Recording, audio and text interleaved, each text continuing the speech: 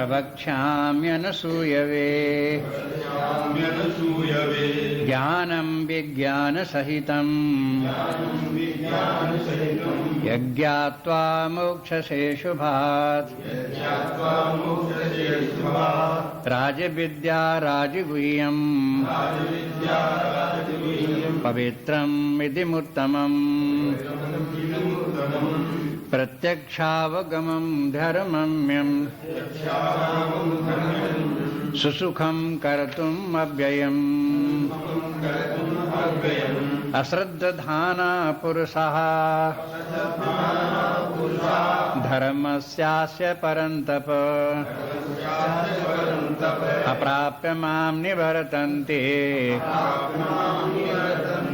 मृत्यु संसार वर्त्मनि मया तत्मिदं सर्वं जगत व्यक्तिमूर्तिना मत्स्थानि सर्वभूतानि न चाहं तेषु अवस्थितः न च मत्स्थानि भूतानि पश्य मे योगमैश्वरम् भूतभ्रन्न च भूतस्थो मात्मा भूतभावना न च मत्स्थानि भूतानि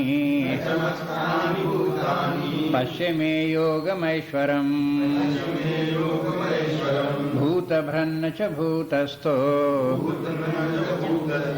ममात्मा भूतभावना।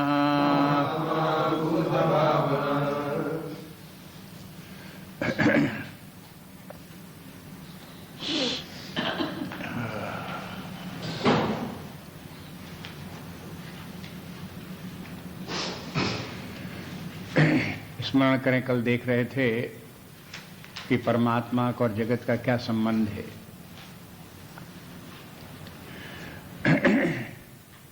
वेदांत के अनुसार ज्ञातव्य परमात्मा है, ब्रह्म है, वही हमारे ज्ञान का विषय है, वही हमारा लक्ष्य है, वहीं तक हमको पहुंचना है। जगत की चर्चा इसलिए करते हैं क्योंकि इसके सहारे हम परमात्मा तक पहुंच जाएं, अन्यथा जगत की कोई आवश्यकता नहीं। जगत कहाँ से आया, कैसे बना, क्यों है, क्या है, ये सब इसलिए विचार किए जाते हैं वेदांत में जिससे कि परमात्मा का ज्ञान हो। ये सब जगत का ज्ञान कराने के लिए सब बातें नहीं है कि जगत कैसा है, कहाँ है, क्या रूप है, ये सब जगत की बात नहीं बता रहे हैं।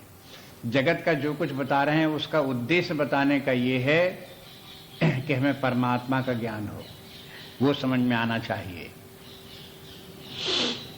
वेदों में जितने भी वेद प्रारंभ से लेकर के अंत तक हैं, चाहे कर्मकांड के हों, चाहे यज्ञ के विषय में हों, चाहे किसी भी कार्य संबंध में हो, चाहे उपासना हो, वेद का सबका अंतिम उद्देश्य परमात्मा का ज्ञान कराना है, परमात्मा तक पहुंचा देना है।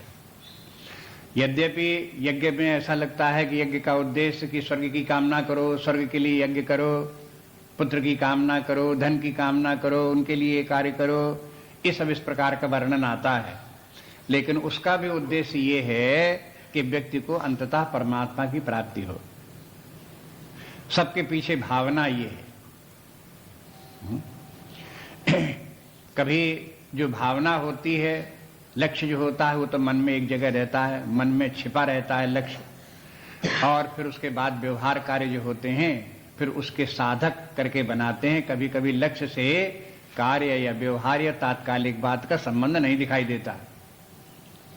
जैसे छोटे बच्चों को माँ बाप कहें, अरे पढ़ते नहीं, सवेरे उठते नहीं, तो अब वो कोई उनको पढ़ना और उनको सिखाना और सवेरे उठाना कोई लक्ष्य थोड़ा ही है। बताने वाले का लक्ष्य ये है कि बड़े होंगे तब उसके बाद ये कैसे कमाए धमाएंगे, जीविका कैसे चलाएंगे, वो ध्यान में उनको तो वहां है, लक्ष्य की तरफ ध्यान है। इसकी वजह से बता रहे हैं कि सवेरे उठो, पढ़ो, ये करो करो। इसी प्रकार से गुरुजन जो है वो लोग शिक्षा जब देते हैं तब कहते हैं कि सवेरे उठो, जप करो, ध्यान करो। किस लिए कहते हैं? अंत में लक्ष्य उनका ये है कि ये सब करते करते परमात्मा की प्राप्ति होगी, उसका ज्ञान हो जाएगा। इसलिए बोलते हैं।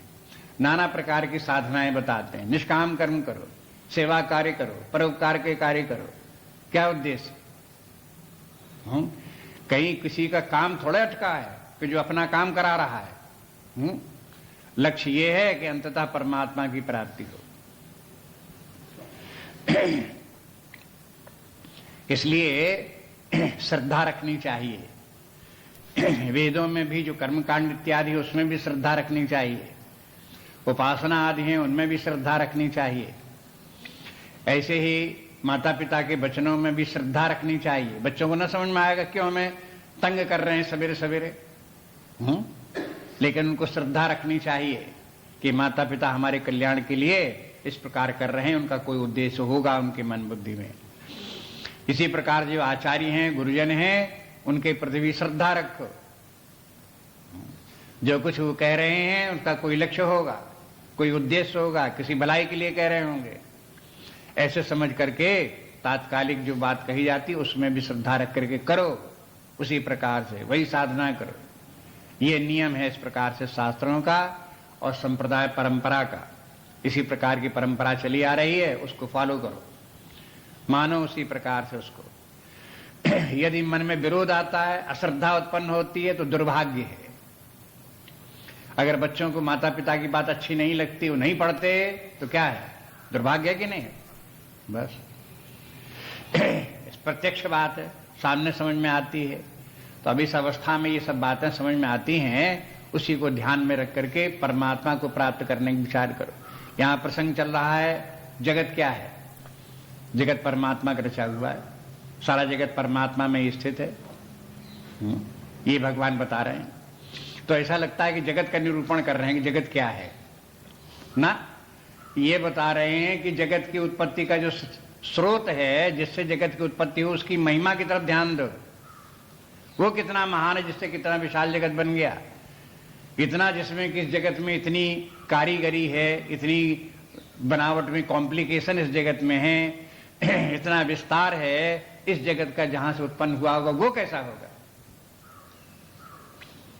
ऐसे बुद्धि लाओ उसको और उसको समझने की कोशिश करो, ध्यान दो उसको। और फिर उसको केवल कल्पना मत बनाए रहो। पहले तो ज्ञान की बात तो ये है कि जगत को देख करके परमात्मा की कल्पना करो कि कैसा होगा, कितना महिमामय होगा। लेकिन विज्ञान की तरफ भी ध्यान रखो। अंत में हमें वही स्वरूप प्राप्त भी करना है, वही जो जिससे कि समस्त जगत की उत्पत्ति हुई है, जिसमें कि सारा जगत स्थित है, वही हम हैं। और जिसकी ऐसी महिमा हो कि हम वही हैं, उसका क्या कहना फिर? इसलिए तुच्छता से, जो क्षुद्रता है अपने शरीर आदि में घिरे हुए, इससे ऊपर उठ करके ऐसा दिव्य रूप अपना ढूंढो, अपना प्राप्त करो। ये उद्देश्य है ज्ञान विज्ञान का। इसलिए कहते हैं कि देखो कि ये जगत जो है वो हो, सारा जगत मुझसे ही उत्पन्न होकर के फैल गया, नाना रूप। पहले ये जगत जो था अव्यक्त रूप था। आप देखेंगे वेदांत में अव्यक्त शब्द दो वस्तुओं के लिए प्रयोग करते हैं, अक्षर शब्द दो वस्तुओं के लिए प्रयोग करते हैं। अक्षर परमात्मा ही नहीं है, अक्षर जो है वो अव्यक्त माया भी है, जिससे कि जगत की उत्पत्ति होती है। व्यक्ताव्यक्त रूप जो जगत के हैं, एक अव्याकृत रूप, एक व्याकृत रूप, ये दोनों अक्षर हैं। ये भी अनादिकाल से इसी प्रकार से चले आ रहे हैं, अनंत काल तक ये भी चलते रहेंगे। अक्षर इसलिए है। अक्षरात् परतः परम। अब इस अक्षर से भी परे क्या है? एक और अक्षर है। वो अक्षर क्या है? परमात्मा है, जो कि व्यक्त अव्यक्त नहीं होता, सदा एक समान विद्यमान रहता है।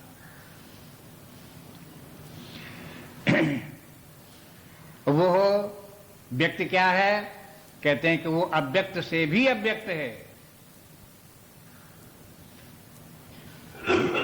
देखो, ये जगत का एक अव्यक्त मूर्ति है। ये अव्यक्त मूर्ति थी, उससे ये जगत की व्यक्त मूर्ति हो गई। ये कल बता रहे, संक्षेप में याद रखो। और ये व्यक्ति मूर्ति प्रलय काल आ गई तो अव्यक्त मूर्ति हो गई। लेकिन अव्यक्त मूर्ति के भी पीछे एक और अव्यक्त है, जिस अव्यक्त की विद्यमान रहने मात्र से यह अव्यक्त मूर्ति व्यक्ति का रूप धारण करती है और अव्यक्त का रूप धारण करती है। इस प्रकार से देखो। अब धीरे धीरे समझो कि उस अव्यक्त मूर्ति का परमात्मा से क्या संबंध है। भगवान तो ऐसे बोल देते हैं कि मेरी ही अव्यक्त मूर्ति से ये व्यक्ति जगत की उत्पत्ति हुई। तो इसके माने वो परमात्मा से अव्यक्त मूर्ति जिससे कि जगत की उत्पत्ति हो रही कोई भिन्न वस्तु नहीं है, उससे अभिन्न है। देखो, जब जगत का वर्णन करते हैं तो उसको भिन्न करके वर्णन करते हैं, जब उसी तत्व के द्वारा परमात्मा का वर्णन करते हैं तो अभिन्न रूप से वर्णन करते हैं। बस इसीलिए कहा, देखो बड़ी गूढ़ बात है। हाँ। गूढ़ता की बात यही है। ये जगत की उत्पत्ति किससे होती है? अव्यक्त मूर्ति से उत्पत्ति होती है। तब वहां ये नहीं कहते कि ब्रह्म से जगत की उत्पत्ति होती है। तो ब्रह्म में और अव्यक्त मूर्ति में या माया में, प्रकृति में क्या अंतर है? कि ये प्रकृति से जगत की उत्पत्ति होती, परमात्मा से जगत की उत्पत्ति नहीं। तो यही अंतर है। अब ये बताओ कि प्रकृति में और परमात्मा में क्या संबंध है? अव्यक्त मूर्ति या माया का परमात्मा से क्या संबंध है? तो पहला संबंध तो ये कि एक शक्तिमान है, दूसरी शक्ति है। शक्ति शक्तिमान दो अलग अलग नहीं होते। जिसकी जो शक्ति होती है वो शक्ति उसकी अपनी होती है। इसलिए इन दोनों को भिन्न मत समझो। अब देखो अभिन्न हो गए।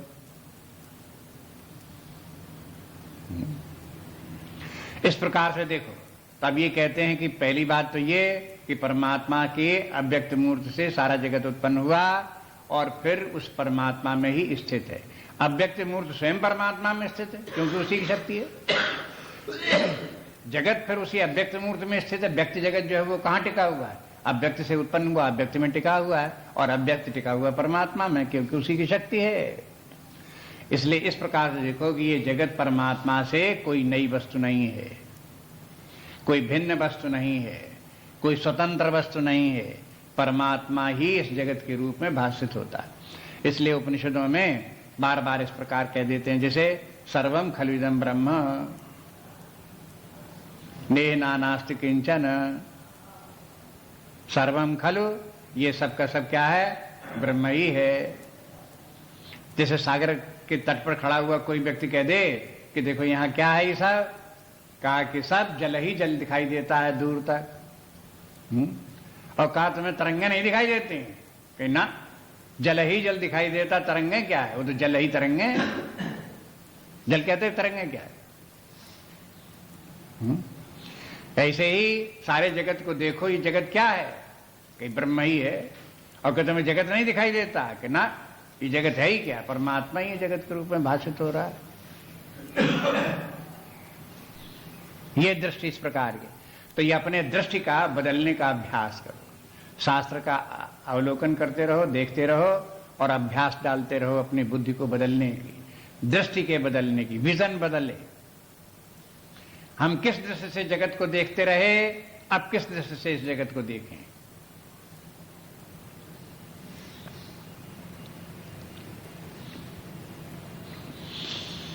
जब हम जगत ही जगत को देखते हैं, परमात्मा को नहीं देखते, तो अनेक प्रकार के दुराग्रह उत्पन्न होते हैं, अनेक प्रकार की भ्रांतियां उत्पन्न होती हैं और उनके कारण से अनेक प्रकार की समस्याएं उत्पन्न होती हैं। और उन्हीं के कारण फिर राग द्वेष, काम क्रोध, लोभ मोह, छल प्रपंच, पाखंड इत्यादि, ये सब उसी कारण उत्पन्न होते हैं। दृष्टि अगर बदल जाए, दिखाई दे कि एक परमात्मा आत्मा जो स्वयं हम हैं, उसी का रूप सारा जगत है, जगत कुछ वस्तु से भिन्न नहीं है, और जगत का जो कुछ प्रपंच दिखाई दे रहा है ये माया में मिथ्या है। इस प्रकार के दृष्टि अगर आ जाए तो बस वो जो समस्याएं पहले थीं, वो सब समस्याओं का समाधान इसी दृष्टि में है। दृष्टि में, दृष्टि माने विजन, एक प्रकार की धारणा, एक प्रकार की मान्यता। तो इस मान्यता को दृढ़ करने के लिए भगवान बार बार इस प्रकार के बताते हैं कि देखो ये सब जगत इस प्रकार से मुझसे उत्पन्न है, मुझ में ही स्थित है। और दूसरी ये बात भी कि परमात्मा भगवान कहते हैं देखो मैं इस जगत में नहीं हूं, मैं इस जगत पर आश्रित नहीं हूं, मैं इस जगत पर निर्भर नहीं हूं, मैं न इस जगत से उत्पन्न हुआ हूं, न इस जगत में स्थित हूं, न इस जगत में मैं लीन हो जाता हूं, बल्कि उल्टा ये है कि जगत मुझसे उत्पन्न होता है, मुझ में स्थित रहता है, मुझ में ही लीन हो जाता है। अब यही वेदांत एक सिद्धांत आपको बताता है कि देखो एक तो वस्तु होती मूर्ति और एक वस्तु होती अमूर्ति। परमात्मा अमूर्त है, उसका कोई रूपाकार नहीं।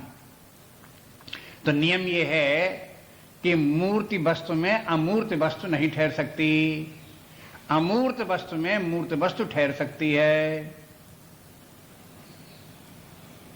अब इसे याद कर लो, रट लेना इसे।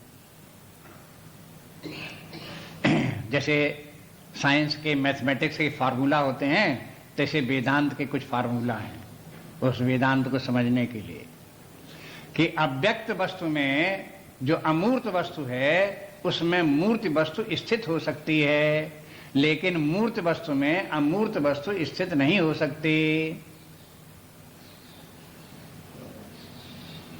इसी आधार पर आगे कहते हैं, ये कहते हैं मत स्थान सर्वभूतानि न चाहम तेषु अवस्थिता। परमात्मा है अमूर्त, उस अमूर्त परमात्मा में ये मूर्त जगत तो स्थित हो सकता है, लेकिन इस मूर्त जगत में परमात्मा स्थित नहीं हो सकता। अब देखो बिना दृष्टांत के समझ में नहीं आएगा। अगर आप थाली में आकाश को भरना चाहो तो आकाश थाली में नहीं आएगा, लेकिन थाली आकाश में हो सकती है। थाली कहां है? आकाश में कि आकाश के बाहर है? और आकाश है बिना मूर्ति का, थाली की मूर्ति है, तो बिना मूर्ति के आकाश में मूर्ति वाली थाली तो आ गई है, लेकिन थाली में बिना मूर्ति वाला आकाश भरो।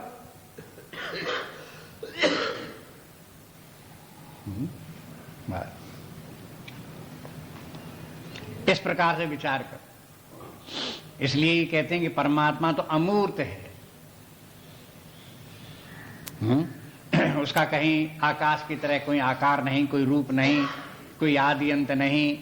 उसमें ये है नाम रूपात्मक जगत, उसमें स्थित हो सकता है, उसमें आ सकता है, ठहर सकता है, रह सकता है, मूर्तियां हैं ये। लेकिन इस जगत में परमात्मा स्थित नहीं है। एक बात हो गई। अब दूसरी बात चलो, कहते ये बात तो समझ में आ गई, आसान बात है, कोई गूढ़ बात नहीं है। अब थोड़ी गूढ़ बात सुनो इसके आगे की। इस श्लोक में 5वें श्लोक में कहते हैं न च मत स्थानि भूतानि, और ये समस्त भूत मुझ में भी नहीं है।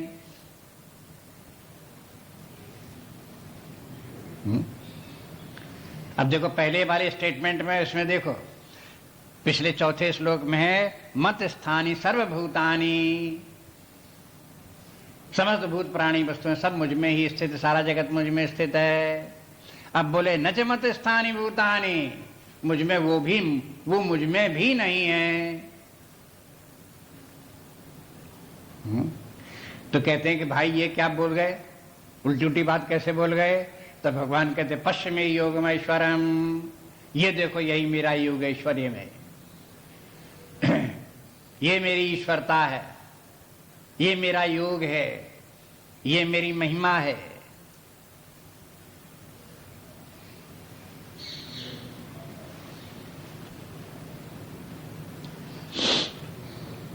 ये जगत परमात्मा में नहीं है। कहते हैं ये जगत जितना भी है नाम रूपात्मा भौतिक जगत प्राणी इत्यादि, मन जड़ चेतन जितनी भी सृष्टि है, परापरा जितनी भी प्रकृति बना हुआ जो कुछ भी है, भगवान कहते मुझ में नहीं है। अब ये क्या बात हो गई? अब देखो इसको समझने के लिए ऐसे देखो, दृष्टि देखो। आपको शास्त्र देखने मात्र समझ में नहीं आएगा, शास्त्र तो सूत्र हैं। आपको एक बात कह दी, आप ढूंढते रहो, उसको खोजते रहो। अब यहाँ पर जरूरत पड़ती है उन आचार्यों की जिन्होंने उनके ऊपर भाष्य लिखा, शंकराचार्य जैसे लोगों की जरूरत पड़ती है। आचार्यों ने जिसको इस बात का अनुभव किया उनसे पूछो तो पता चलता है इसका तात्पर्य भगवान क्या कहना चाहते हैं? बात यह है कि हमारे लिए तो जो जीव भाव में है, शरीर भाव में है, उनके लिए तो ऐसे समझना चाहिए ये सारा जगत परमात्मा में ही स्थित है और परमात्मा पर ही आश्रित है, उसी से उत्पन्न होता है, उसी में स्थित, उसी में लीन हो जाता है और है जगत और परमात्मा में स्थित है। लेकिन परमात्मा की अपनी दृष्टि से ये है कि जगत नाम की कहीं कोई वस्तु नहीं है। जब जगत है ही नहीं तो उसको ये कहो कि मुझ में है, कहां से कह दो उसे? अगर भगवान से पूछो कि ये जगत कहां, तो भगवान कहेंगे कि देखो ये जगत मुझ में है। कहेंगे ये हमारे लिए कह दिया तुमने, हमारी पूछने की वजह से ऐसे बोल दिया कि सही बात यही है? कि सही बात तो पूछो ये है कि जगत में न मैं जगत में हूं न जगत मुझ में है। परमात्मा की दृष्टि से जगत परमात्मा में भी नहीं है, हमारी दृष्टि से ये जगत परमात्मा में है। अब देखो कुछ गूढ़ता समझ में आई?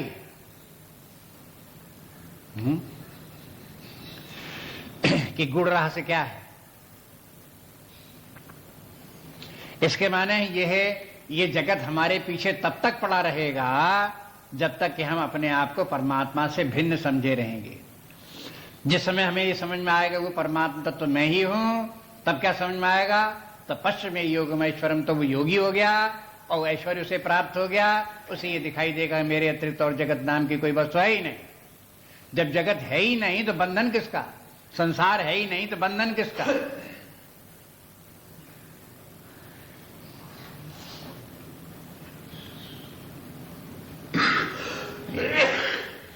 अब ये दृष्टिकोण वही आ गया जो मांडूक्य कारिका का है।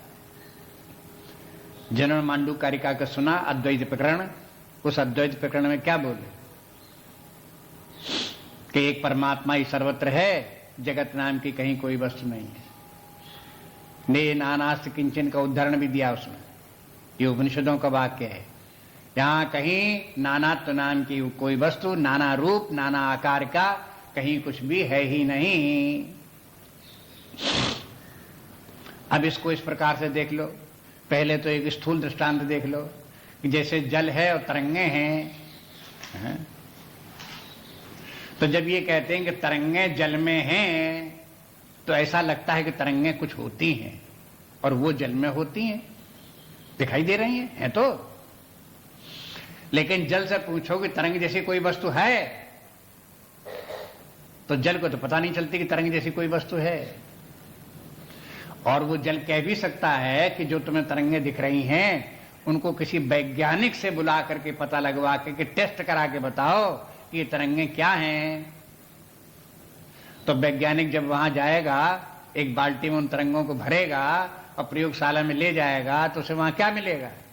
जल मिलेगा, तरंग नाम की कोई वस्तु उसे मिलेगी नहीं। टेस्ट करने पर वहां कुछ मिलेगा नहीं। तरंगे दिखाई देती हैं, तरंगे हैं, तरंगों का रूप है, तरंगों का नाम है, लेकिन तरंगे कुछ नहीं है।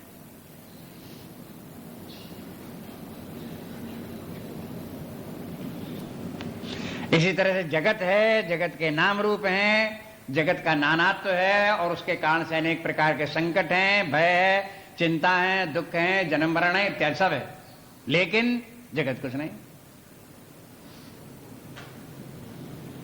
एक दृष्टांत ये।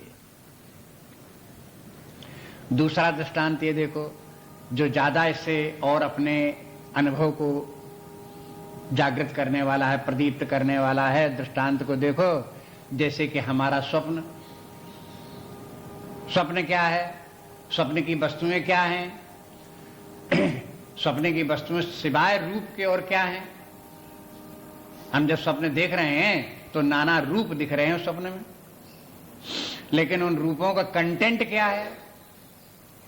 हैं? क्या वे रूप यथार्थता कुछ हैं? कुछ नहीं रूप है। वो रूप रूप भाषित होते हैं, चाहे जमीन भाषित हो, चाहे मकान भाषित हो, चाहे सड़कें भाषित होती, चाहे व्यक्ति, चाहे पेड़, चाहे पौधे, कुछ भी स्वप्न में दिखाई दे रहे हो, सब रूप रूप दिखाई देते हैं बस। और वे रूप जो दिखाई देते हैं कुछ होते भी नहीं है, केवल दिखाई देते हैं। जिस समय दिखाई देते हैं उस समय सत्य लगते हैं क्योंकि दिखाई दे रहे हैं, लेकिन जब जागते हैं तो पता चलता है वो कुछ नहीं थे, लापता हो गए, लुप्त सब। इसी प्रकार से जब तक कि हम बंधन में हैं, जीव भाव में हैं, देहाभिमान में हैं, तब तक ये स्वप्न की तरह से जगत सत्य है। हालांकि रूप है, इसमें कुछ तत्व नहीं है, जगत में कोई कंटेंट नहीं है, कुछ भी वस्तु है नहीं जगत में, लेकिन सब सत्य भाषित हो रहा है। लेकिन जब जाग गए, ज्ञान में आ गए, परमात्मा भाव में आ गए, तब पश्चिम एकोमय योगमैश्वरम, तब उस भाव में होकर के देखो कि कहीं कुछ जगत अगत, कहीं कुछ नहीं, नाना तो कुछ नहीं।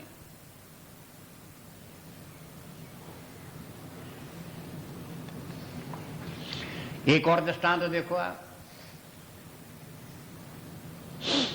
वेदांत में एक दृष्टांत रस्सी का भी देते हैं। सब वेदांत के दृष्टांत हैं, क्लासिकल एग्जाम्पल है। जगत का, जल का, तरंग का भी, स्वप्न का भी, ऐसे ही रस्सी और सर्प का भी।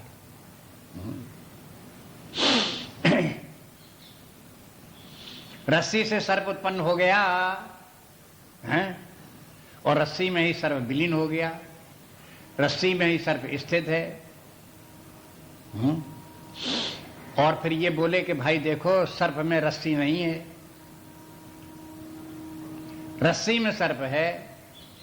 लेकिन बाद में पता लगा, जब वहां टॉर्च से देखा, रस्सी दिखाई दी, तब पूछा कि बताओ कि जब तुम्हें रस्सी दिख रही है तो अब सर्प कहां है, कि रस्सी में भी सर्प नहीं है।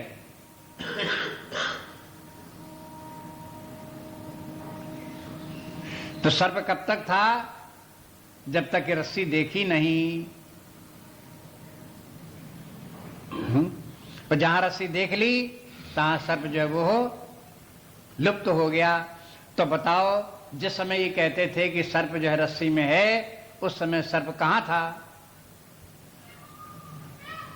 अगर किसी को सर्प की भ्रांति हो गई, अरे क्या तुम सर्प समझते हो, रस्सी को तुम सर्प माने हुए हैं, अच्छा रस्सी सर्प है लग रही है हाँ, तो उसका धारणा यह है कि सर्प जो है वो रस्सी में ही समय वास कर रहा है, उसी से उत्पन्न हो गया है, उसी में स्थित है। लेकिन जहां रस्सी देख ली, सर्प गायब हो गया। ये तो दृष्टांत दिए जाते हैं, और जिसको समझना होता है इतने से समझ लेता है, और जिसको नहीं समझना होता है वो अपने इतने से नहीं समझता है। किसी किसी के मन बुद्धि में बड़ा दुराग्रह होता है, और इतना दुराग्रह होता है कि सुनने को भी तैयार नहीं होते। अरे फिजूल की बात है, क्या बकबक है सब, हम जो समझते हैं सब ठीक जगत है, जगत में जितने क्लेश हैं, झगड़ा फिसाद है, सब बिल्कुल सही है। इस प्रकार का दुराग्रह जिनकी बुद्धि में रहता है, शास्त्र कहते हैं कि वो दुर्भाग्य है, उनका पाप उदय हुए हैं, इसके कारण से इस प्रकार की धारणा लिए बैठे हुए हैं।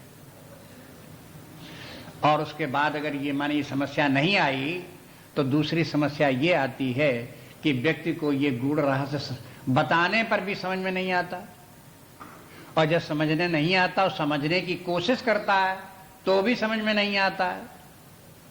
और फिर भी व्यक्ति जो गुम-सुम बैठा रहता है, वो ये पूछता नहीं, कहता नहीं कि मेरी तो अभी समझ में नहीं आया, ये भी दुर्भाग्य।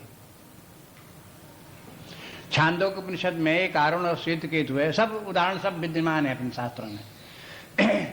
वो पिता जो है वो अरुण है, उद्दालक है, अपने पुत्र को श्वेतकेतु को उपदेश देता है, तत्त्वमसि महावाक्य उसी में आता है।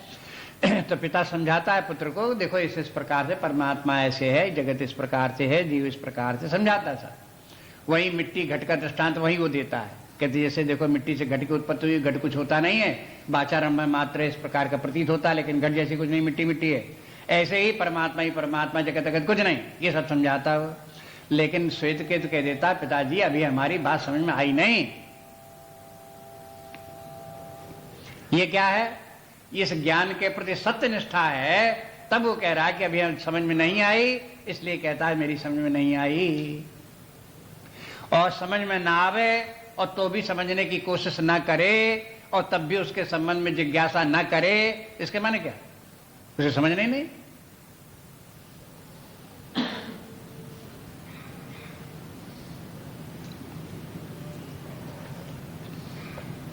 पिता ने फिर समझाया उसको कि देखो ये बात इस प्रकार से, इस उदाहरण से समझ लो। फिर उसे समझा दिया तो वो क्या बोला कि पिताजी आपने फिर खूब बताया, लेकिन अभी हमारी समझ में नहीं आया, एक बार फिर बताइए। तो फिर बताने लगा। इस प्रकार से वो क्रम उसमें देखो तो 9 बार पिता ने बताया, 9 बार उसने पूछा।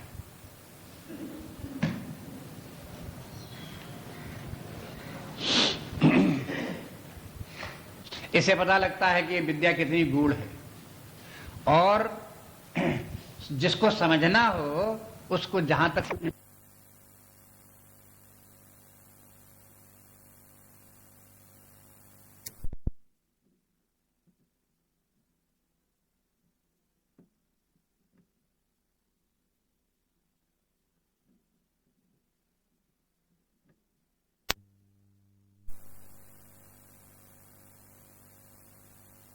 तो उसी में से दूसरी शंकाएं निकलेंगी, फिर और प्रश्न निकलेंगे। जब प्रश्न निकलेंगे तब आप उनको पूछो। तो इसमें अब बार बार इसमें अब ये तो शास्त्र की रचना इस प्रकार की है, अर्जुन बार बार पूछे हैं तो ये लिखने में ठीक नहीं बैठता। लेकिन अपने आप अपने मन में समझ लो कि अर्जुन बार बार पूछता जा रहा है और भगवान उसको बार बार समझाते जा रहे हैं।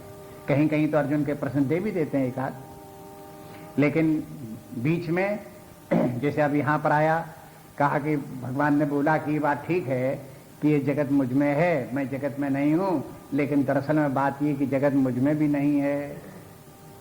तो अर्जुन कहने लगा समझाओ, ये बात मेरी समझ में नहीं आई, कैसे है ये?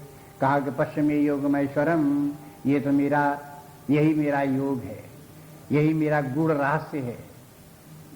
गूढ़ रहस्य है कि मैं ही सर्वत्र एकमात्र विद्यमान होकर के स्थित हूं, और ये जितना भी जड़ चेतन, जितना भी जगत है, ये सब मायाकृत भासमान तत्व है।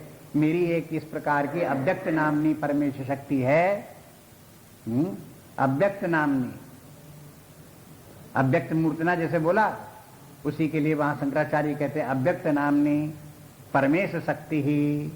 ये अव्यक्त क्या है? परमात्मा की शक्ति है। ये या जगत सर्व इदम प्रसूयते, जिससे कि सारा जगत प्रसूयते माने उत्पन्न होता है। उसी से यही अव्यक्त मूर्ति जो है, अव्यक्त जो है माया है, अव्यक्त नामनी परमेश्वर शक्ति, उसी से सारा जगत उत्पन्न होता है, उसी में लीन हो जाता है। और परमात्मा को उसमें कुछ भी कर्तव्य तो नहीं, परमात्मा के लिए कुछ नहीं है, न कहीं जगत है न कहीं जीव है, उसके लिए तो एकमात्र अपनी ही सत्ता है। बस उसकी माया शक्ति के द्वारा इस प्रकार का ये प्रपंच फैलता और बनता बिगड़ता रहता है। ये परमात्मा की योग माया है, उसके द्वारा ही सब होता रहता है। इसलिए प्रयास क्या करना चाहिए कि जो सत्य है उसमें अपनी बुद्धि को स्थापित करो, मिथ्या से अपनी बुद्धि को हटाओ, सत्य में लाओ। अभी जहां हम तुमको छांदोग्योपनिषद की जो बात बता रहे थे आरुण सेतु केतु की, उसमें अंत में जब पिता ने समझाया तो यही अंत में कहा कि देखो बात अब तुम्हारी समझ में आ गई है, अब केवल इतनी करो कि तुम मिथ्याभिसंध के बजाय सत्याभिसंधि करो। वहां शब्द आते हैं मिथ्याभिसंध और सत्याभिसंधि। हम जो जगत के प्रपंच जाल में फंसे हुए हैं, मिथ्याभिसंध किए हुए हैं, हम मिथ्या से अभिसंध किए हुए हैं। अभिसंध के माने हैं हम तुम्हारा समर्थन करें तो हमारा समर्थन करो।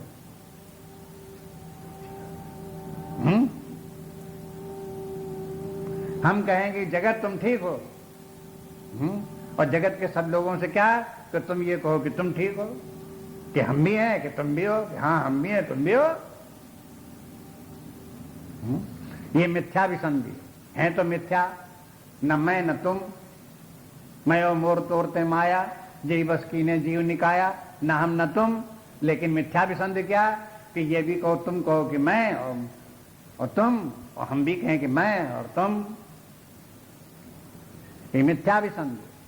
सत्याभिसंधि क्या है कि एकमात्र मैं तुम सब एक ही हैं, न मैं है न तुम है, जो कुछ है सब एक है, वही हम वही तुम। ये सत्याभिसंधि है, इसलिए सत्याभिसंधि करो।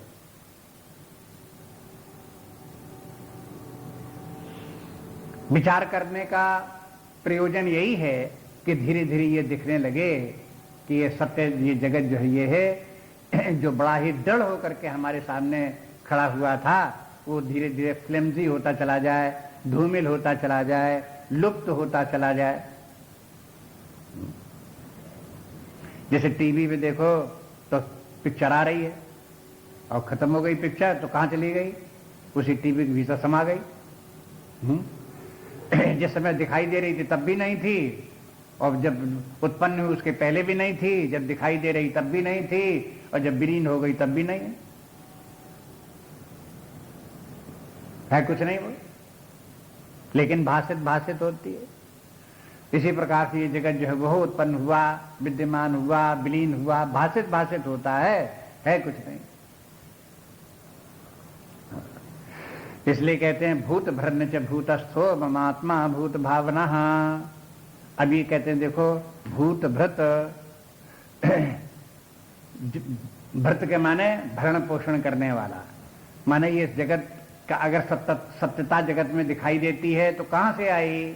अगर अब एक दूसरी बात ही बोलते हैं, इसके माने अभी तक पीछे की लाइन पर न मतलब स्थानीय भूतानी कह करके ये बता कहा दिया कि देखो जगत नाम की कहीं कोई वस्तु नहीं है। अब प्रश्न ये आया कि जगत नाम की कहीं कोई वस्तु नहीं है तो ये जगत हमको दिखाई क्यों देता है, सत्य क्यों लगता है?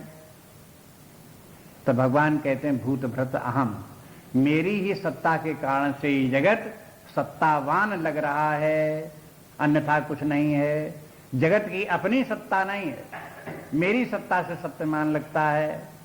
जैसे तरंग कुछ नहीं है, जल की सत्ता से तरंग सत्तावान लगती है। जैसे स्वप्न कुछ नहीं है, लेकिन स्वप्न दृष्टा के कारण से स्वप्न सत्यभाषित हो रहा है। जैसे भ्रांतिमान सर्प कुछ नहीं है, रस्सी की सत्ता से भ्रांतिमान सर्प सत्यवत भाषित होता है। इस प्रकार से देखो, इसलिए कहते हैं भूत भ्रत, ये अर्थ हुआ इनको सबको सत्ता प्रदान करने वाला मैं ही हूं। और न च भूतस्था, और मैं जो है वो हो, इसमें ना फिर न च भूतस्था, मैं इन भूतों में नहीं हूं। ये तुम समझो कि सब उत्पन्न हो गए मुझसे तो मैं भी इनमें हूंगा, तो ये बात नहीं है। मम आत्मा भूत भावना, और मम आत्मा कि मेरा जो आत्मा मेरी वास्तविक सत्ता है, भूत भावना न भूत भावना वो भूतों में स्थित नहीं है। अब इसमें देखो, इसमें अर्थ को देख लो कि भूतों का धारण पोषण करने वाला और भूतों को उत्पन्न करने वाला भी मेरा आत्मा वास्तव में भूतों में स्थित नहीं है। भूत भावना के माने भूतों का भरण पोषण करने वाला, माने सत्ता उनकी बनाए रखने के लिए। जैसे जल की तरंग उत्पन्न हुई, तरंग की सत्ता कौन बनाए हुए है? जल बनाए हुए है। ऐसे ही अगर ये सब जड़ चेतन सृष्टि उत्पन्न हुई तो इसकी सत्ता को कौन बनाए हुए है? परमात्मा बनाए हुए। तो परमात्मा इसका हो गया भूत भावना, उसी से उत्पन्न उसका भावन करने वाला। और भूत भ्रत उसी से ये सारा जगत उत्पन्न उसी से होता है, परमात्मा से। लेकिन वो परमात्मा इस जगत में विद्यमान नहीं। इसलिए कहने का तात्पर्य कि इस प्रकार से देखो कि परमात्मा से कि माया से, सीधा सीधा माया शब्द का प्रयोग कर लेते हैं तो अर्थ समझने में आ जाता है, बुद्धि उसी प्रकार की बन जाती है कि एकमात्र परमात्मा ही सर्वत्र विद्यमान है। उसकी एक माया शक्ति है। माया शक्ति के माने ऐसी शक्ति है जिसके के द्वारा न कुछ को भी कुछ दिखा दे। बनता कुछ नहीं है लेकिन बना हुआ दिखाई दे जाता है। माया शक्ति को याद कर लो, जादू का उदाहरण कर लो। जैसे जादूगर जादू कोई दिखाता है तो जादू में वो करता कुछ नहीं है लेकिन दिखा देता है कुछ। जैसे कुछ लोग कहते हैं कि जादूगर कुछ नहीं करता है, वो तो नजर बंद कर देता है। तो नजर बंद के माने क्या है कि वो जो दिखाना चाहता है देखने वाले सब लोगों को वही दिखाई देने लगता है। जादूगर चाहता है कि सब लोगों को दिखाई दे कि मैंने हजारों लाखों रुपए के बना करके ढेर लगा दिए, खन खन खन खन तमाम ढेर लगा दिए, तो सब लोगों को नजरबंद होने के कारण वो रुपए ही दिखने लगे। ये नजरबंद है। वो जैसा जैसा मन में सोचता जाएगा कि लोगों को ऐसा दिखाई दे, वैसे ही वैसा उनको दिखने लगेगा। ऐसे ही ये माया इस प्रकार की है, जादूगर की माया की तरह। वहां है कुछ नहीं, लेकिन इस प्रकार से दिखाई देता है, इस प्रकार से जगत है, मैं है, तुम हो।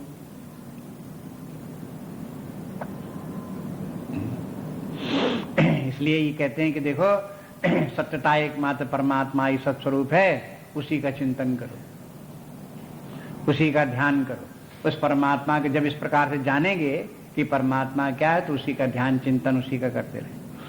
अगला श्लोक देखिए।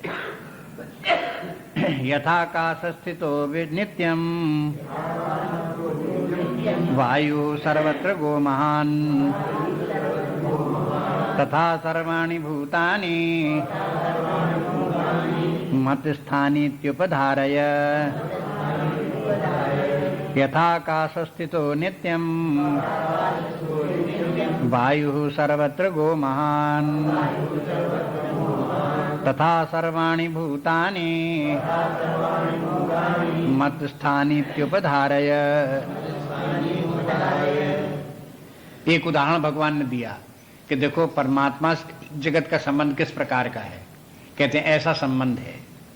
कैसा है? यथाकाश स्थितः नित्यम वायु सर्वत्र गो। जैसे आकाश में वायु स्थित हो और वायु आकाश में सर्वत्र घूमता है, जैसे वायु आकाश में स्थित है, इसी प्रकार से जगत परमात्मा में स्थित है। तथा सर्वाणि भूतानि, उसी प्रकार से समस्त भूतानि सब जो है ये है मत स्थानी, मत आकाश के समान मुझ में ही स्थानी स्थित हैं। इति उपधारय, इस बात को समझो, स्वीकार करो। धारण माने इस प्रकार की धारणा बनाओ। धारणा ये बनाओ कि जैसे जगत में वायु है और सर्वत्र गो महान, ये वायु सब जगह घूमता रहता है सारे, लेकिन कहाँ घूमेगा? आकाश में ही। आकाश से बाहर नहीं जाता, आकाश में ही स्थित है। इस तरह से ये सारा जगत भी मेरे अंदर ही स्थित है, मुझसे बाहर नहीं। एक बात तो ये, लेकिन इस दृष्टांत में बड़ी गूढ़ता है। इसके लिए आपको देखना पड़ेगा पंचदशी का पंचतत्व विवेक नामक अध्याय, तीसरा अध्याय पंचतत्व विवेक। उसमें यह कि पंचतत्वों की उत्पत्ति कैसी हुई, उसमें से थोड़ी सी बात जो यहाँ काम की है, एक भाग उसमें ले लो। वैसे तो उसमें परमात्मा से माया की उत्पत्ति कैसे है और माया से फिर आकाश कैसे बना है, आकाश से वायु कैसे बनी है, ये सबका विस्तार सहित वर्णन है और उसका तर्क भी दिया है, उसे वहां समझना चाहिए। यहाँ इतना बता देते हैं कि देखो आकाश से ही वायु की उत्पत्ति होती है। ये वायु आकाश का ही एक रूप है। उत्पत्ति होने के माने रूप बन गया। आकाश जो अरूप आकाश था, उसने वायु का रूप धारण करके रूप धारण कर लिया है। आकाश ने रूप तो धारण किया और वायु बना, लेकिन जैसे आकाश नहीं दिखाई देता, ऐसे वायु भी नहीं दिखाई देती। ये समस्या फिर भी रही। लेकिन आकाश जैसे त्वचा में फील नहीं होता था, ये वायु उत्पन्न होकर के त्वचा में फील होने लगा। ये विशेषता आ गई। तो आकाश तो हो गया निर्विशेष। जब वायु उत्पन्न हो गई तो उसमें कुछ विशेषता आ गई। विशेषता आ जाने के माने गुण आ गया कुछ। अब इसमें क्या गुण आ गए? पहली पंक्ति में भगवान ने बताए 3 गुण आ गए। यथाकाशस्थ स्थितः नित्यम, ये वायु कैसा है? नित्यम। और दूसरा क्या है? सर्वत्रगः। और तीसरी बात क्या है? महान। इसमें वायु में 3 बातें हैं। वायु महान है, सर्वत्रगः है, नित्य है।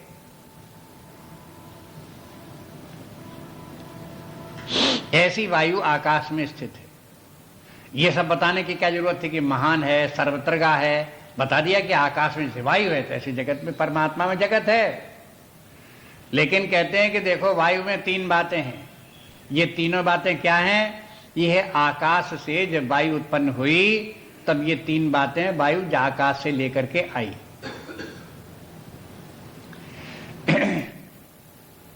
ये आकाश के गुण। जैसे महान है तो महान तो आकाश है, और उससे उत्पन्न हुई वायु जो है वो भी महान है। महान के माने देशव्यापी। यह है वायु कैसी है? नित्य है। नित्य है के माने कालव्यापी। समझ में आया कुछ है? नित्य के माने कालव्यापी, महान के माने देशव्यापी, सर्वत्र गो के महान, वस्तुव्यापी, एक वस्तु विशेष बन गई है। देश काल और वस्तु परिच्छिन्न जो वस्तु होती है उसे जगत कहते हैं। ये वायु देश काल वस्तु परिच्छिन्न है।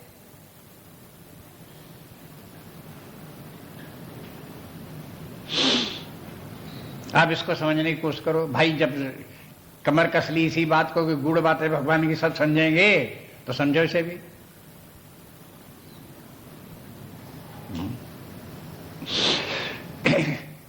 आकाश का धर्म है शब्द, आकाश का धर्म है व्यापकता। ये जो आकाश के जो धर्म है, अब देखो आकाश के माने स्पेस, स्पेस के माने एक्सटेंशन, विस्तार, स्पेस। लेकिन धीरे धीरे करके लोगों ने पता लगा लिया कि देखो जो स्पेस है वही काल भी है। काल, देश और काल दोनों एक ही वस्तु हैं। काल से देश अलग नहीं है, देश से काल नहीं अलग है। आपको विचार करने में लगता है अलग कि देखो काल तो वो है जो एक बार चला जाए तो लौट करके नहीं आता। उस एक के बाद एक सक्सेसिव है, काल एक के बाद एक आता जाता, जो चला गया, नया नया आता जाता। काल की गति इस प्रकार से गति है। स्पेस का क्या है? स्पेस आगे पीछे चारों तरफ उसका एक्सटेंशन है। अगर हम चाहें इधर चले जाएं, चाहें इधर चले जाएं, फिर लौट करके इधर आ जाएं। स्पेस इस प्रकार की है। लेकिन हम काल में, जैसे हम स्पेस में आगे पीछे मूव कर सकते हैं, इस प्रकार से काल में आगे पीछे मूव नहीं कर सकते। इसलिए काल एक अलग चीज है, देश अलग चीज है, दोनों के लक्षण अलग अलग हैं, लेकिन दोनों हैं एक ही।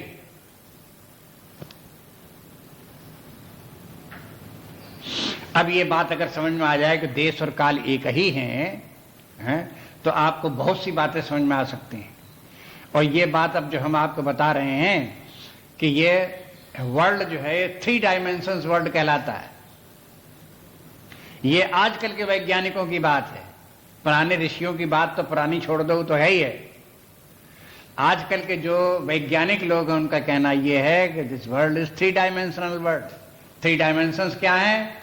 देश, काल और कार्य कारण। वो कार्य कारण बोलते हैं। हम लोग प्राचीन काल में वेदांत में देश काल के साथ वस्तु बोलते रहे। हम जिसे वस्तु कहते हैं उसे वो कार्य कारण कहते हैं। 3 डायमेंशन वर्ल्ड के माने देश, काल और कार्य कारण। जगत में जहां कहीं भी जो कुछ भी होगा इन 3 डायमेंशन में ही होगा। देश अलग हो जरूर होगा, काल जरूर होगा, कार्य कारण जरूर होगा। अपने वेदांत के अनुसार जगत में जो कुछ होगा उसमें देश जरूर होगा, काल जरूर होगा, और उसमें वस्तु का रूप माने वस्तु माने उसका आकार, रूप माने उसका लिमिटेशन एक होगा, सीमा होगी उसकी, वो जरूर होगा। कार्य कारण भी एक सीमा है। इस प्रकार से अगर देखो तो फिर उस आकाश से ये जो वायु उत्पन्न हुई उसमें ये 3 डायमेंशंस हैं। और ये है वायु आकाश का ही रूप है, आकाश में ही स्थित है। जब सृष्टि हुई तब कैसे हुई? अब इस दृष्टि से देखो, अब समझ में आवे न समझ में आवे, वेदांत का सिद्धांत इस प्रकार के है कि देखो सत्यम ज्ञानम अनंतम ब्रह्म तस्मात् वायु तस्मात् आत्मनः आकाशः संभूतः आकाशात् वायुः वायोरग्नि अग्निरापः। ये मंत्र है, तैत्तिरीय उपनिषद का वैदिक मंत्र है कि देखो परमात्मा कैसा है? सत्यम ज्ञानम अनंतम ब्रह्म, ये तो ब्रह्म के लक्षण हुए। तस्मात् वायु तस्मात् आत्मनः, उसी का नाम आत्मा है, वही हम है। आत्मनः आकाशा संभूता, आकाश से आत्मा से ही आकाश की उत्पत्ति हुई। ये मत समझो कि आकाश जो सदा बना हुआ है, अनादि अनंत है। आकाश की उत्पत्ति होती है किससे? आत्मा से। आत्मा वो महान तत्व, चेतन तत्व है जिससे कि आकाश की उत्पत्ति हो गई। आकाशा संभूता, आकाशात वायु, और फिर उसी आत्म तत्व को लेकर के जो आकाश की रचना हुई, उस आकाश में अधिष्ठान रूप में आत्मा या ब्रह्म विद्यमान है। उसी की सहायता से आकाश ने वायु का रूप धारण किया। अब ये आत्म चैतन्य इतना सूक्ष्म है, और उसके बाद आकाश उत्पन्न हुआ, वो भी बड़ा सूक्ष्म है। और वो सूक्ष्म तत्वों को जो ट्रांसफॉर्मेशन उनमें हुआ, आकाश से जो वायु का रूप बना, वो इतना सूक्ष्म है कि आप किसी इंस्ट्रूमेंट से, अभी तक वैज्ञानिक तो ऐसे हुए नहीं कि किसी इंस्ट्रूमेंट से उसको नाप लें कि आकाश से वायु कैसे बनता है।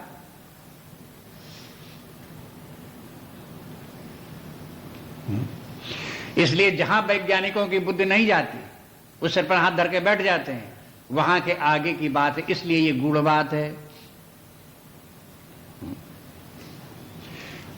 वैज्ञानिकों में से आजकल का आधुनिक युग का वैज्ञानिक बहुत बड़ा माना गया, क्या नाम? आइंस्टीन। उसने ये एटॉमिक एनर्जी और रिलेटिविटी इस प्रकार के सिद्धांत रख दिए। एक प्रकार का क्रांति आ गई साइंस के क्षेत्र में उसके कारण से। उसने ये सब बातें बताई, लेकिन अंत में वो भी बोला कि देखो, ये चाहे एटम्स हों, चाहे मॉलिक्यूल्स हों, चाहे उसमें इलेक्ट्रॉन हो, चाहे प्रोटॉन हो, हैं, चाहे इनका भी मूल रूप एनर्जी हो। लेकिन उसके बाद, एनर्जी के बाद में जब हम देखते हैं कि एनर्जी तो जड़ है, चेतना कहाँ है, तो ये नहीं पता लगता है कि चेतना से एनर्जी का क्या संबंध है। हमारी गति वहां तक नहीं, हम इमेजिन भी नहीं कर सकते। एनर्जी अपने आप से सेल्फ एग्जिस्टेंट नहीं हो सकती, ये तो बात समझ में आती है। लेकिन सेल्फ एग्जिस्टेंट नहीं हो सकती तो ये किस पर आश्रित है, और किसने इस एनर्जी का रूप धारण किया है, कहा वहां तक हमारी गति नहीं है। तो गुड़ हुई बात। अब उस गुड़ बात को वेदांत समझाता है।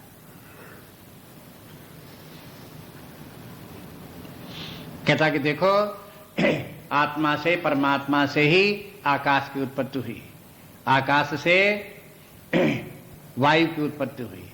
जैसे आकाश, अब ये भगवान की दृष्टि में तो एक स्थूल बात है, ये जो आपके सामने, आकाश भी आपके सामने, वायु भी है। जैसे आकाश से उत्पन्न होकर के वायु आकाश में घूम रही, आकाश में स्थित है, और अगर प्रलय काल होगी तो ये वायु आकाश में विलीन हो जाएगी और आकाश आत्मा में विलीन हो जाएगा।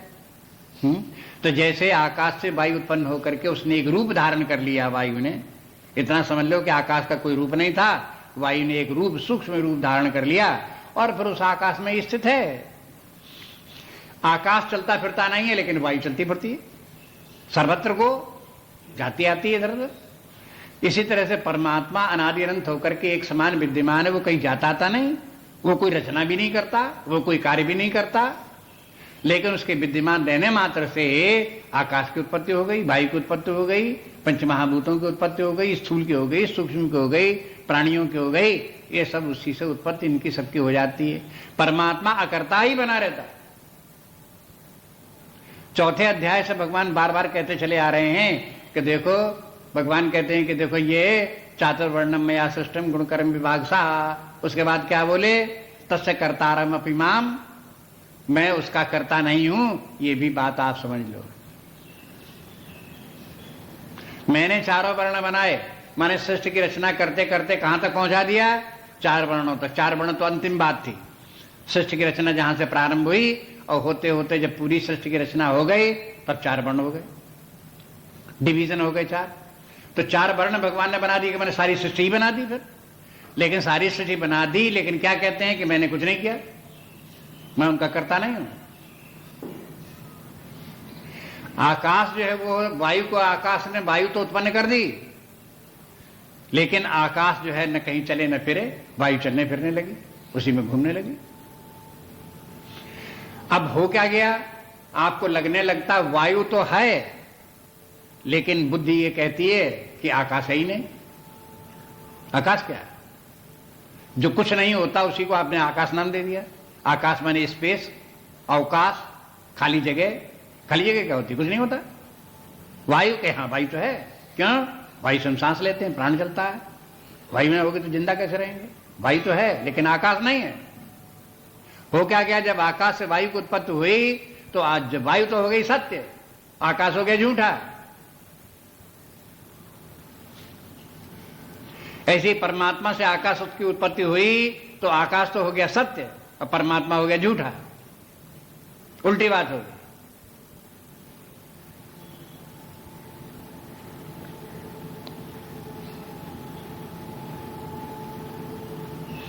इसलिए इसी दृष्टांत से समझने की कोशिश करो। तथा सर्वाणि भूतानि मत स्थान उपधारय। इसी प्रकार से समस्त भूत प्राणी जितनी जड़ चेतन सृष्टि है वो सब मुझ में उसी प्रकार से, इसी दृष्टांत से ही समझ लो। अब आपको सारे जगत आपको दिखाई देता है, समस्त प्राणी आपको दिखाई दे रहे हैं, लेकिन जिस परमात्मा सब उत्पन्न हुए परमात्मा आपके लिए झूठा हो गया, है ही नहीं कुछ।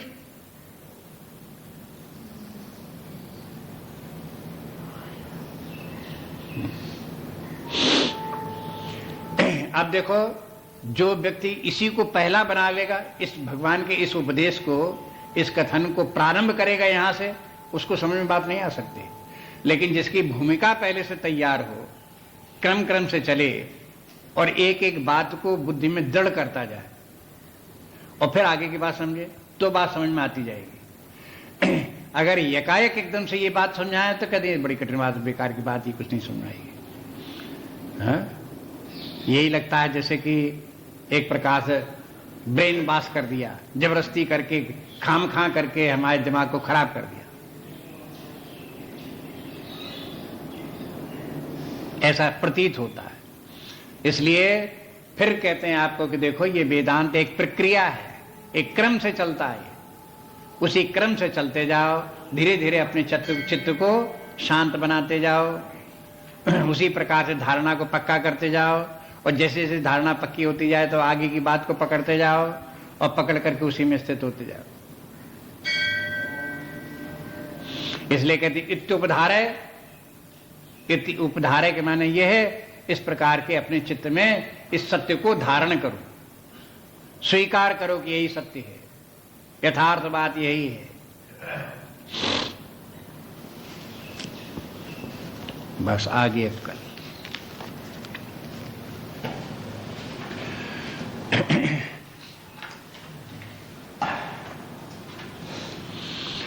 नान्या स्पृहा रघुपति हृदय स्मदीये सत्यं वदामि च भवान् अखिलान्तरात्मा भक्तिं प्रयच्छ रघुपुङ्गवनिर्भरां मे कामादिदोषरहितं कुरु मानसं च। श्री राम जय जय राम, श्री राम जय राम, श्री राम जय जय राम, श्री राम जय जय राम, श्री राम जय जय राम, श्री राम जय जय राम, श्री राम जय जय राम,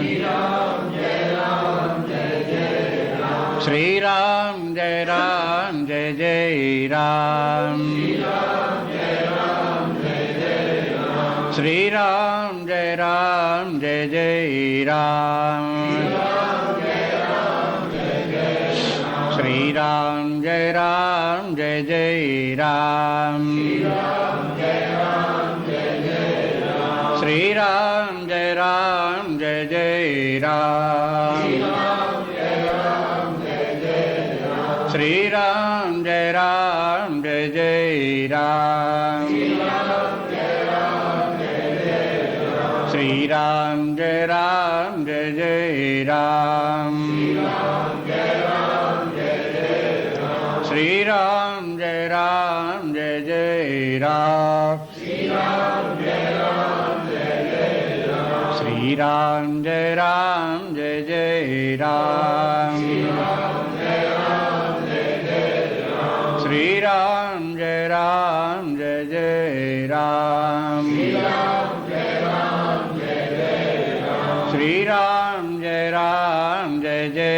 राम, श्री राम जय राम जय जय राम, श्री राम जय राम जय जय राम,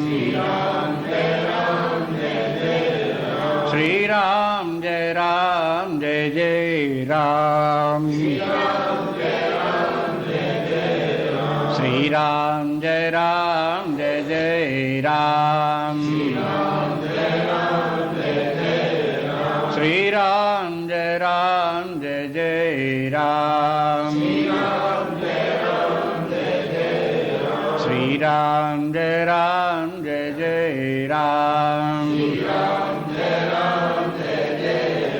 श्री राम जय राम जय जय राम, जय जय राम जय जय राम, जय जय राम जय जय राम,